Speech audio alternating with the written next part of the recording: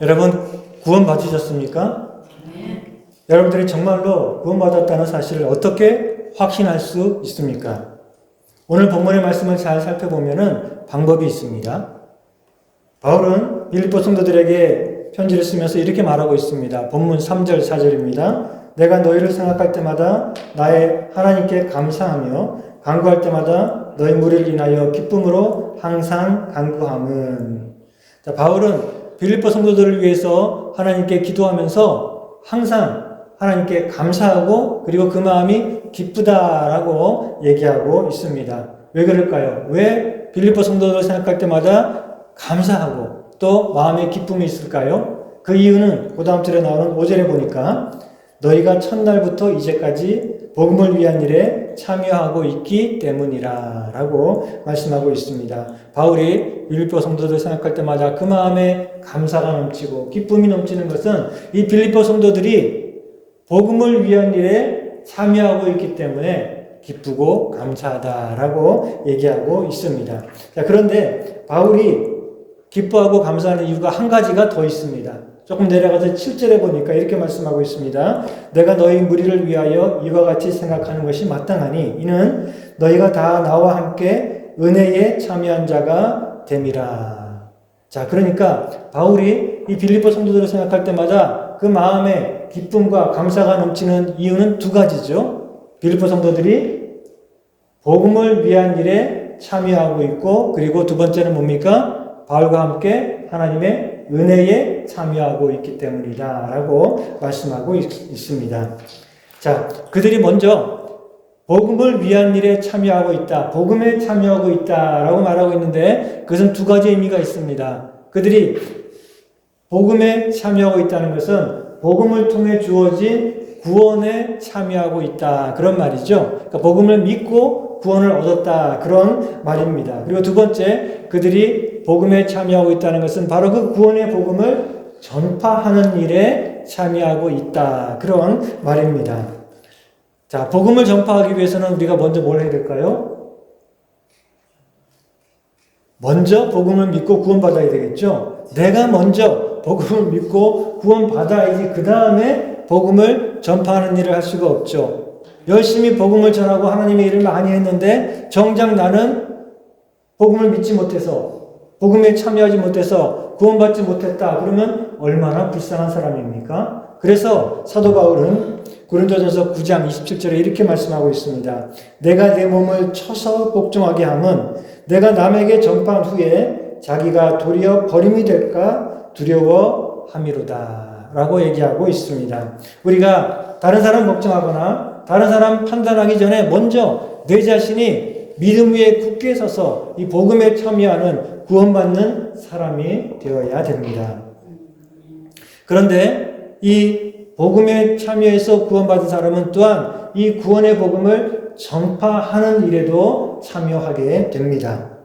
자, 마트에 갔는데 냉동 코너에 가가지고 뭐 살려고 했는데 보니까 냉장고에 불꽃이 튀면서 불이 났어요. 옆에 지나가던 저만 봤어요. 다른 사람들은 아직 모르고 있어요. 그렇지만 곧 순식간에 불이 번져가지고 난리가 날 겁니다. 자, 여러분 어떻게 하겠습니까? 나만 빨리 빠져나오겠습니까? 아이고 큰일 났구나 그러면서 나만 살짝 빠져나오겠습니까? 그런 사람 없죠. 어떻게 합니까? 불이야 하고 소리를 질러서 다른 사람들도 함께 빠져나올 수 있게 해주겠죠. 마찬가지입니다. 우리가 복음을 믿고 복음에 참여해서 구원받았다면 그러면 우리만 살짝 구원받아서는 안 됩니다. 우리는 복음을 믿고 구원의 은혜에 참여했지만 그러나 아직도 복음을 알지 못해서 저 멸망을 향해 달려가는 사람들이 많이 있습니다. 그런데 우리는 그냥 우리만 살짝 구원받아서는 안 되겠죠. 그러면 하나님께서 우리를 크게 책망하실 것입니다. 그러니 복음에 참여한 사람들은 복음을 전파하는 일에도 참여를 해야 됩니다. 그래서 바울은 고린도전서 9장 16절에 이렇게 말씀하고 있습니다. 내가 복음을 전할지라도 자랑할 것이 없음은 내가 부득불 즉 당연히 마땅히 할 일임이라. 만일 복음을 전하지 아니하면 내게 화가 있을 것입니다. 라고 말하고 있습니다. 우리가 복음에 참여해서 구원받았다면 이 구원의 복음을 전파하는 일에도 열심으로 참여하고 협력해야 된다는 것입니다. 자, 그런데 복음이 뭔가요? 복음이 무엇인가? 한마디로 말하면 우리 빌립보 성도들은 알고 있을 것입니다. 바울이 빌립보에서 복음을 전할 때 감옥에서 그 간수에게 어떻게 복음을 전했습니까? 우리 잘 아는 말씀이죠. 사도행전 16장 31절에 간수에게 복음을 전할 때 바울이 가로되 주 예수를 믿으라. 그리하면 너와 네 집이 구원을 얻으리라. 이게 복음입니다. 예수 그리스도의 이름을 믿고 구원받아라. 즉 저로 인해 죽은 사람이 예수 그리스도의 이름을 믿고 새 생명을 얻는 것, 이게 바로 복음이라는 것입니다. 죽은 사람은 생명을 얻기 위해서 할 수 있는 일이 없습니다. 죽어가지고 저 무덤 속에 누워있는 사람이 뭘 할 수가 있겠습니까? 아무 일도 못하죠. 죽은 사람이 새 생명을 얻기 위해서는 오로지 하나님의 구원의 능력만이 그 사람을 일으키고 그 사람에게 생명을 줄 수가 있습니다. 이것이 바로 복음입니다. 그런데 우리의 노력이나 우리의 힘으로 이 생명을 얻을 수는 없지만, 그러나 일단 우리가 예수 그리스도를 믿고 새 생명을 얻었다면 그러면 우리에게는 어떤 일이 일어날까요? 그렇죠. 우리가 우리 힘으로 생명을 얻을 수는 없지만 그러나 오로지 하나님의 구원의 능력으로 새 생명을 얻게 되면 사람이 달라집니다. 완전히 달라집니다. 엄청나게 달라집니다. 얼마만큼 달라질까요? 죽은 사람과 산 사람의 차이만큼 달라지게 되어 있습니다. 왜냐하면 죄로 인해 죽었던 우리가 새로운 생명으로 살아났기 때문에 이 하나님의 구원의 능력을 맛본 사람은 완전히 새롭게 엄청나게 달라질 수밖에 없다는 것입니다. 자, 그런데 나는 믿고 구원받았다라고 생각하는데 죽은 사람하고 별 차이가 없다? 그러면은 정말 새 생명을 가진 사람일까요? 오늘날 많은 크리스찬들은 이런 복음의 능력, 우리에게 새 생명을 주시는 이런 복음의 능력을 잘 알지 못하고 혹은 오해하고 있습니다. 그래서 그런 크리스찬들에 대해서 어떤 신학자는 이렇게 말을 했습니다. 제가 한번 읽어보겠습니다. 3달러 정도의 복음을 사고 싶습니다. 너무 많지는 않고 나를 행복하게 하는 만큼만. 하지만 중독될 정도로 많이는 안 됩니다. 탐욕과 정욕을 정말 싫어하는 법을 배울 정도로 많은 복음을 원하지는 않습니다. 원수를 사랑하고 자기 자신을 부인하려고 애쓰고 이방 문화권에 가서 선교나 봉사를 할까 고민하게 만들 만큼의 많은 복음을 원하지는 않습니다. 나는 회개가 아니라 황홀한 체험을 원하고 변화가 아니라 천국 같은 삶을 그저 원합니다. 나는 착하고 관대하며 넓은 마음을 가진 좋은 사람들과 함께 어울리고 싶지만 다른 인종, 특히 냄새가 나는 사람들을 사랑하고 싶지는 않습니다. 나는 내 가족이 평안하고 아이들이 착하게 자랄 수 있도록 할 만큼의 복음을 원하지만 복음 때문에 저의 야망이나 우선순위가 바뀌거나 헌금 액수가 너무 많아지지 않았으면 좋겠습니다. 나는 그저 3달러 정도의 복음을 원합니다. 혹시 저와 여러분들의 마음이 들킨 건 아니겠죠? 오늘날에 많은 크리스찬들이 그러나 이런 생각을 하고 있지는 않습니까? 우리는 구원의 혜택은 마음껏 누리고 싶어 하는데, 그런데 구원받은 세 사람의 책임과 의무에 대해서는 별로 혹은 전혀 다하려고 하지 않습니다. 우리는 하나님의 말씀 가운데 내가 좋아하는 말씀은 고이 간직하고 싶은데 별로 마음에 들지 않는 부담스러운 말씀은 살짝 빼버리고 싶어 합니다. 이것은 복음에 참여하는 것이 아닙니다. 복음은 죽은 사람의 썩어가는 몸에 예쁜 새 옷을 입혀주는 게 아닙니다. 복음은 예수 그리스도 안에 있는 새 생명이 우리를 완전히 변화시켜서 이제는 더 이상 죄와 사망에 속한 삶이 아니라 성령과 새 생명에 속한 그런 삶을 살게 만드는 것입니다. 그게 바로 복음입니다. 복음은 우리가 죄에 대해서 죽고 의에 대해 살고 세상에 대해 죽고 하나님에 대해 살고 더 이상 내 자신을 위해 사는 것이 아니라 이제는 복음과 하나님의 나라를 위해 살도록 만들어 줍니다. 우리는 이런 새 생명의 복음을 믿고 이 복음에 참여했고 그리고 이 복음을 전파하는 일에 또한 참여해야 됩니다. 그런데 이 구원의 복음에 참여한다라고 하는 것은 곧 하나님의 은혜에 참여하는 것입니다. 그래서 본문 7절에 보니까 바울은 이렇게 말합니다. 내가 너희 무리를 위하여 이와 같이 생각하는 것이 마땅하니 이는 너희가 내 마음에 있음이며 나의 메임과 복음을 변명함과 확정함에 너희가 다 나와 함께 은혜에 참여한 자가 됨이니라 라고 말씀하고 있어요. 이 빌립보 교인들이 복음에 참여해서 그리고 복음을 전파하는 일에도 열심히 참여해서 바울과 협력하고 바울이 옥에 갇혔을 때에도 염려하고 기도하고 또 물질로 돕고 이러면서 복음을 위해 열심으로 협력하는 이유는 무엇입니까? 바로 그들이 먼저 하나님의 은혜에 참여하고 있기 때문이다 라고 말씀하고 있어요. 언제나 은혜가 먼저입니다. 자, 그런데 은혜는 뭘까요? 은혜가 무엇인가? 6절에 보면 바울이 이렇게 말하고 있습니다. 너희 안에서 착한 일을 시작하신 이가 그리스도 예수의 날까지 이루실 줄을 내가 확신하노라. 이게 바로 은혜입니다. 빌립보 성도들이 복음에 참여해서 그들이 새 생명의 삶을 살아가고 있고 그리고 이제 열심으로 이제 이 복음을 전파하는 일에 참여하며 협력하고 있는 것은 바로 하나님께서 그들에게 은혜를 주셨고 그들 안에 선한 구원의 역사를 시작하셨기 때문이다 라고 말씀하고 있습니다.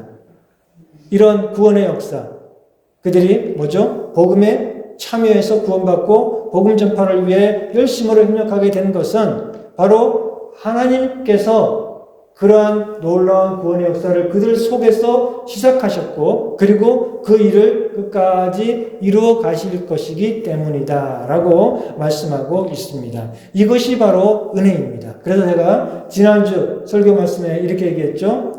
우리가 살아난 것도 은혜요 살아가는 것도 은혜다 라고 얘기했습니다.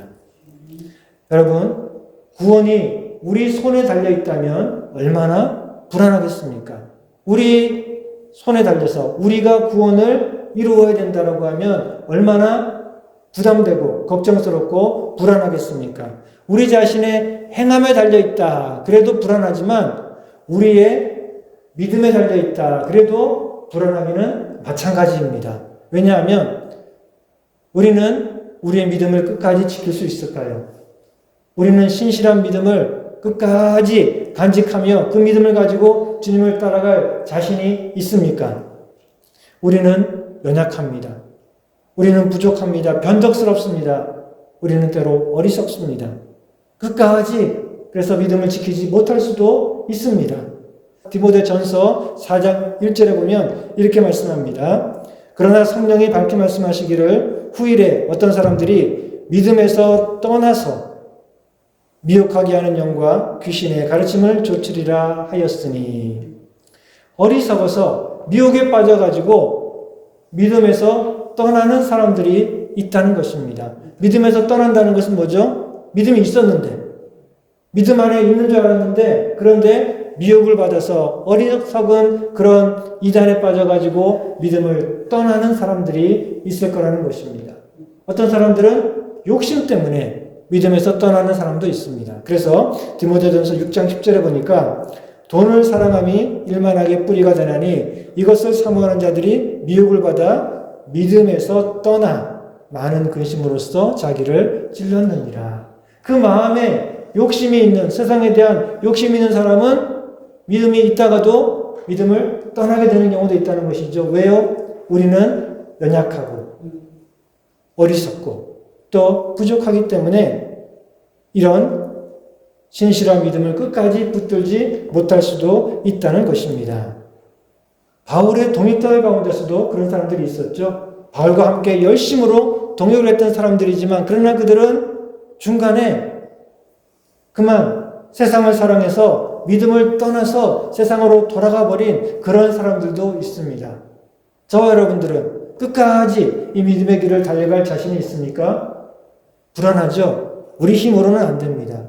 우리 힘으로는 신실한 믿음을 끝까지 붙들 자신이 없습니다. 그런데 구원은 우리의 신실함에 달려있는 것이 아니라 바로 하나님의 은혜에 달려 있습니다. 구원은 우리의 신실한 믿음에 달려있는 것이 아니라 우리에게 믿음을 주신 하나님의 은혜에 달려 있습니다. 그러니 우리는 안심할 수 있는 것입니다. 자, 본문 6절을 다시 한번 볼까요?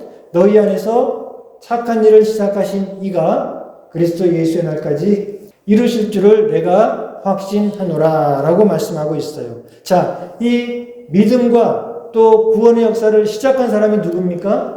우리가 아닙니다. 우리가 시작한 게 아닙니다. 하나님께서 우리 안에서 시작하셨습니다. 그리고 그 하나님은 신실하신 분입니다. 한번 시작하셨으면 중간에 그냥 포기하거나 또 마음이 변하지 않고 끝까지 이루시는 분입니다. 구원의 역사가 나에게서 시작이 되었다면 내가 끝까지 그것을 이루어야 된다면 우리는 불안할 수 있지만 그러나 6절에 말씀하시는 대로 구원의 역사는 하나님이 우리 안에서 시작하신 일이기 때문에 우리는 그 하나님의 신실하심을 믿고 안심할 수 있다. 이것이 바로 하나님의 은혜라는 것입니다. 그래서 예수님께서는 요한복음 10장 28절 29절에 이렇게 말씀합니다. 내가 저희에게 영생을 주노니 영원히 멸망치 아니할 터이요 또 저희를 내 손에서 빼앗을 자가 없느니라. 저희를 주신 내 아버지는 만유보다 크심에 아무도 아버지 손에서 빼앗을 수 없느니라. 할렐루야. 아무도, 심지어는 내 자신의 부족함과 연약함에도 불구하고 이 하나님의 은혜에서 우리를 빼앗아갈 사람은, 우리를 좌절시킬 사람은 아무도 없다는 것입니다. 오직 하나님의 은혜가 우리 안에서 구원의 역사를 시작했고 신실하신 하나님께서 그것을 끝까지 이루실 것이기 때문에 우리는 안심할 수 있다. 하나님께 감사할 수 있다는 것입니다. 자, 그런데 문제가 하나 있습니다. 여러분 곰곰이 생각해 보신 분들은 그런데 하는 생각이 들 수도 있어요. 뭐냐면 그런데 하나님께서 내 안에서 구원의 역사를 시작하셨는지 어떻게 알 수 있을까요? 하나님이 내 안에서 구원의 역사를 시작하셨다면 확실하다. 그건 알겠어요. 왜냐하면 하나님이 시작하셨으니까. 그런데 하나님께서 정말 내 안에서 이 구원의 역사를 시작하셨는지, 그래서 나에게 믿음을 주시고 내가 하나님의 은혜 안에 지금 살고 있는지 우리가 어떻게 확신할 수 있을까요? 어떤 사람들은 중간에 미혹을 받아서 믿음에서 떠나서 세상으로 돌아간 사람들이 있다라고 했죠. 그 사람들은 하나님이 시작한 것이 아니라 자기들이 마음대로 시작했다가 자기들이 마음대로 끝내버린 것입니다. 그러니 그들은 중간에 포기하고 망할 수밖에 없었겠죠.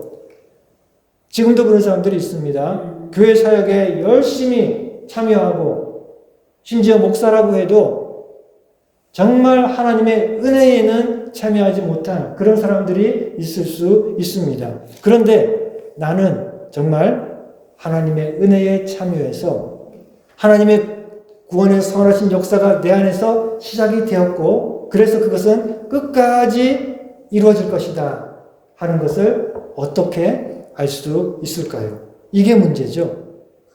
자, 그런데 성경에 보면은 두 가지 증거가 있습니다.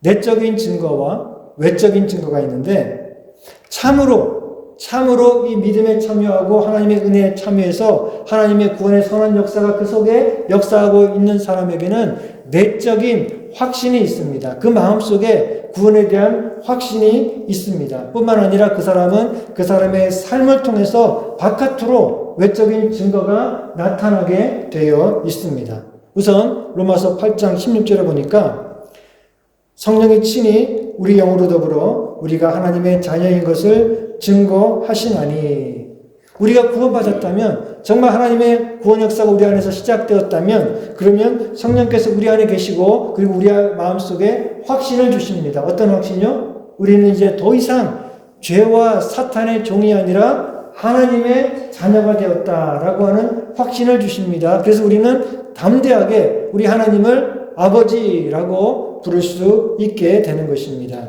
이것은 성령께서 우리 안에 역사하셔서 우리 마음속에 확신, 내적인 증거를 주시는 것입니다. 그리고 성령께서는 또한 우리 마음속에 역사하셔서 우리가 하나님의 그 사랑이 얼마나 크고 놀라운지를 느끼고 체험할 수 있게 해주십니다. 로마서 5장 5절에 보니까 소망이 우리를 부끄럽게 아니함은 우리에게 주신 성령으로 말미암아 하나님의 사랑이 우리 마음에 부은 바 됨이니. 성령으로 말미암아 하나님의 그 크고 놀라운 사랑이 우리 마음속에 쏟아져서 부어져서 우리가 그것을 생각할 때 마음이 기쁘고 감사가 넘친다는 것입니다. 때로 우리가 그 하나님의 사랑을 느끼고 깨달을 때에 울컥하고 눈물이 나지 않습니까?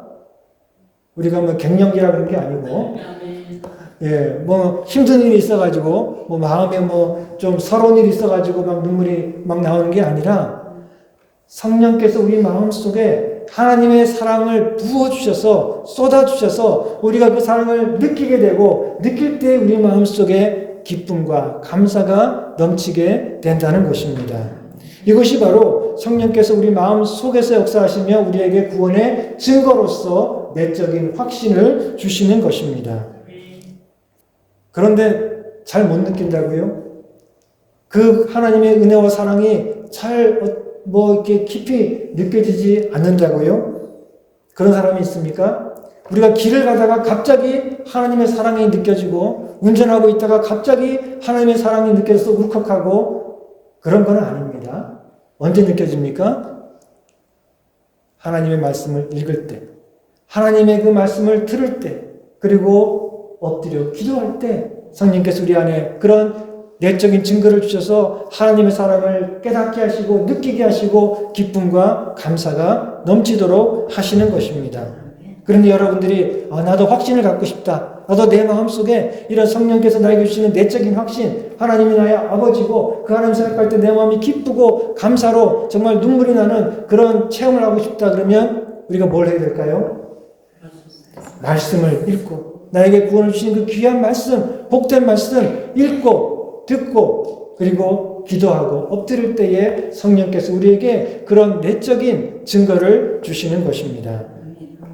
두 번째, 하나님의 이 구원의 은혜에 정말로 참여해서 구원받은 하나님의 자녀가 된 그런 사람들의 삶 속에는 외적인 증거가 밖으로 나타납니다. 눈에 보입니다. 그래서 요한일서 3장 14절에 말씀하기를 우리가 형제를 사랑함으로 사망에서 옮겨 생명으로 들어간 줄을 알거니와 사랑치 아니하는 자는 사망에 거하느니라. 우리가 구원받아서 사망에서 생명으로 옮겨졌다는 것을 어떻게 한다고요? 형제를 사랑함으로. 우리가